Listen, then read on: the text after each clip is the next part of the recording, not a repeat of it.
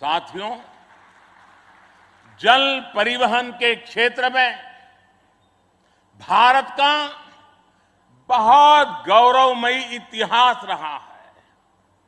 हमारी समृद्ध विरासत रही है। हमारे यहां नौकाओं और जहाजों से जुड़े श्लोकों में बताया गया है,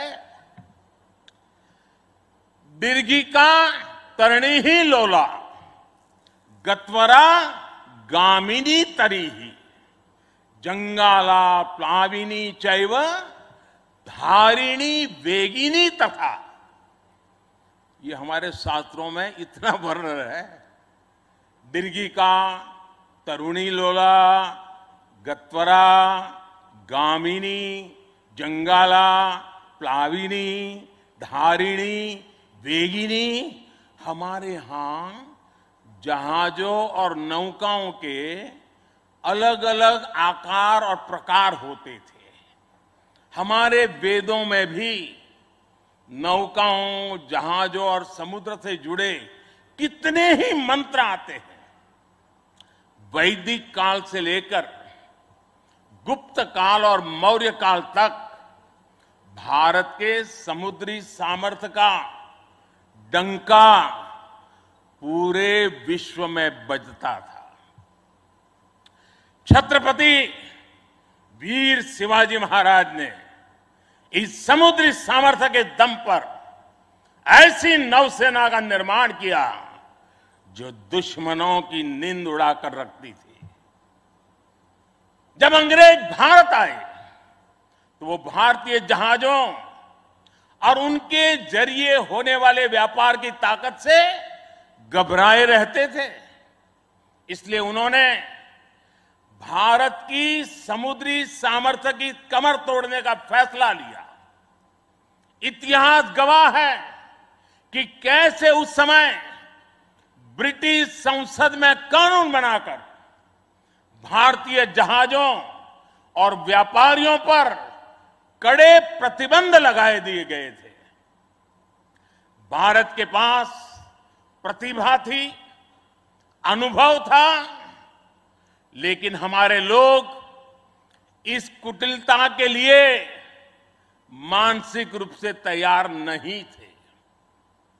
हम कमजोर पड़े और उसके बाद गुलामी के कालखंड में अपनी ताकत को धीरे धीरे भुला बैठे।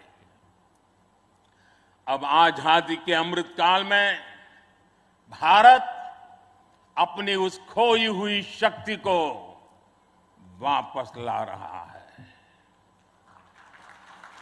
उस ऊर्जा को फिर से जगा रहा है। साथियों, आज 2 सितंबर 2022 की ऐतिहासिक तारीख को इतिहास बदलने वाला एक और काम हुआ है। आज भारत ने गुलामी के एक निशान, गुलामी के एक बोझ को अपने सीने से उतार दिया है। आज से भारतीय नौसेना को एक नया ध्वज मिला है। अब तक भारतीय नौसेना के ध्वज पर गुलामी की पहचान बनी हुई थी, लेकिन अब आज से छत्रपति शिवाजी महाराज से प्रेरित नौसेना का नया ध्वज समंदर और आसमान में लहराएगा।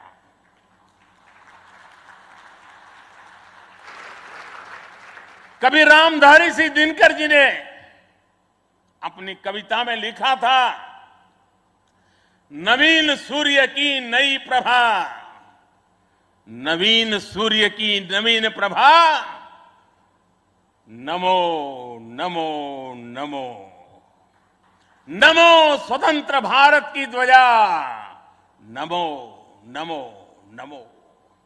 आज इसी ध्वज वंदना के साथ मैं ये नया ध्वज नौसेना के जनक छत्रपति वीर शिवाजी महाराज को समर्पित करता हूं।